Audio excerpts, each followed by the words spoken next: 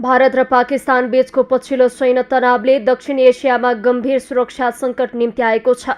भारतको अपरेसन सिन्दुर अन्तर्गत 7 मेमा पाकिस्तान र पाकिस्तान प्रशासित कश्मीरमा गरिएको मिसाइल आक्रमणपछि स्थिति झनै चर्किएको छ। भारतले 22 अप्रिलमा भारतको कश्मीरको पहलगाममा भएको आतंकवादी आक्रमणमा 26 हिन्दू पर्यटकको मृत्यु भएपछि प्रतिशोध स्वरूप पाकिस्तानको बहावलपुर, मरिदके, मुजफ्फराबाद लगायतका 9 स्थानमा लक्षित आक्रमण गरेको दावी गरेको छ। भारतका अनुसार यी आक्रमणहरू जैश-ए-मोहम्मद र लस्कर-ए-तैयबा जस्ता आतंकवादी समूहहरूको आधार शिविरमा केन्द्रित थियो। तर पाकिस्तानले ती आक्रमणहरूमा 31 जना नागरिकको मृत्यु भएको, जसमा महिला बालबालिका पनि परेका छन् र 46 जना घाइते भएको जनाएको छ। साथै पाकिस्तानले भारतका 5 लडाकु विमान र 1 ड्रोन खसालेको दावी गरेको छ। यद्यपि भारतले यसलाई अस्वीकार गरेको छ। यस सैन्य तनावले नेपालमा पनि सुरक्षा सतर्कता बढाएको छ। प्रधानमन्त्री केपी शर्मा ओलीको अध्यक्षतामा सिंहदरबारमा राष्ट्रिय सुरक्षा परिषदको आकस्मिक बैठक बसेको छ, जसमा गृहमन्त्री, अर्थमन्त्री, सुरक्षा प्रमुखहरू र राष्ट्रिय अनुसन्धान विभागका प्रमुखहरू सहभागी थिए। बैठकपछि गृह मन्त्रालयले नेपाल भारत सीमावर्ती क्षेत्रमा सशस्त्र गस्ती कडा पारिएको, आवत जावतमा निगरानी बढाइएको, शंकास्पद गतिविधिमा सूक्ष्म सूचना संकलन सुरु गरिएको र सम्पूर्ण सुरक्षा निकायहरूलाई हाई अलर्टमा राखिएको जनाएको छ। पछिल्लो घटनाक्रमपछि भारतले नेपाललाई पनि सम्भावित आतंकी घुसपेठ रोक्न सजग रहन आग्रह गरेको छ। भारतीय सुरक्षा निकायले नेपालभित्र आतंकवादी प्रवेशको आशंका गर्दै नेपाली सुरक्षा निकायहरूसँग समन्वय र सूचनाको आदान प्रदान बढाएको छ।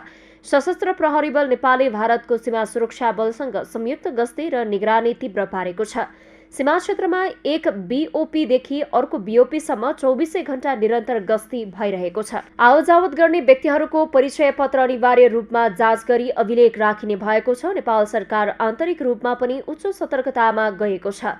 शहरी क्षेत्रका संवेदनशील स्थानमा सुरक्षा निगरानी बढाएको छ भने राष्ट्रिय अनुसन्धान विभागलाई सूक्ष्म अनुसन्धान तथा सुरक्षा सूचना संकलनका लागि सक्रिय तुल्याएको छ। स्थानीय जनप्रतिनिधि, प्रहरी, अनुसन्धान र आम नागरिक बीच समन्वय गरी सम्भावित संकटलाई व्यवस्थापन गर्न व्यापक तयारी गरिएको गृह मन्त्रालयले जनाएको छ। भारत र पाकिस्तान बीच युद्ध चर्किँदै जाँदा नेपालमा यसको प्रत्यक्ष असर पर्ने संकेत देखिएको छ। भारतसँगको खुला सीमाको कारण नेपालको व्यापार, आपूर्ति र जनजीवनमा प्रभाव पर्ने सम्भावना उच्च देखिएको छ। नेपालको 60% भन्दा बढी आयात भारतको मार्ग हुँदै हुने भएकाले भारतको सीमा बन्द वा सशस्त्र निगरानी बढेमा आपूर्ति श्रृङ्खलामा अवरोध आउन सक्छ। यसले खाद्यान्न, इन्धन र अन्य उपभोग्य वस्तुको अभाव र महँगी निम्त्याउने सम्भावना रहेको विश्लेषकहरूको भनाइ छ। युद्ध चर्किएमा भारतले नेपाललाई आफ्नो पक्षमा उभ्याउन कूटनीतिक दबाव दिन सक्ने संकेत पनि देखा परेको छ। हालै मात्र भारतीय जनता पार्टी भाजपाका विदेश विभाग प्रमुख विजय चौथाईवालेले नेपाल भ्रमण गर्दै शीर्ष नेताहरूसँग भेट गरेका थिए। राजनैतिक वृत्तमा यो भ्रमणलाई भारतको कूटनीतिक सन्देशका रूपमा हेरिएको छ, जसले नेपालमाथि दबाव सिर्जना गर्ने संकेत दिएको छ। नेपाल यति बेला कूटनीतिक सन्तुलनको पेचिलो घडीमा छ। एकातर्फ भारतको असन्तुष्टि झेल्न सक्ने अवस्था छैन भने अर्कातर्फ कुनै पक्षको खुला समर्थनले नेपालको परराष्ट्र नीतिमा प्रश्न उठ्न सक्छ। यस्तो परिस्थितिमा नेपालले सावधानी, सन्तुलन र चातुर्यपूर्वक अगाडि बढ्नुपर्ने देखिएको छ। क्षेत्रीय अस्थिरता र युद्धको सम्भाव्यता बीच नेपालले आफ्नो सार्वभौमिकता, सुरक्षा र आन्तरिक स्थायित्व कायम राख्न गम्भीर हुनुपर्ने समय आएको छ। भारत पाकिस्तान तनाव केवल 2 राष्ट्रको सीमा विवाद मात्र नभई सम्पूर्ण दक्षिण एसिया क्षेत्रको स्थायित्वको प्रश्न बनेको छ।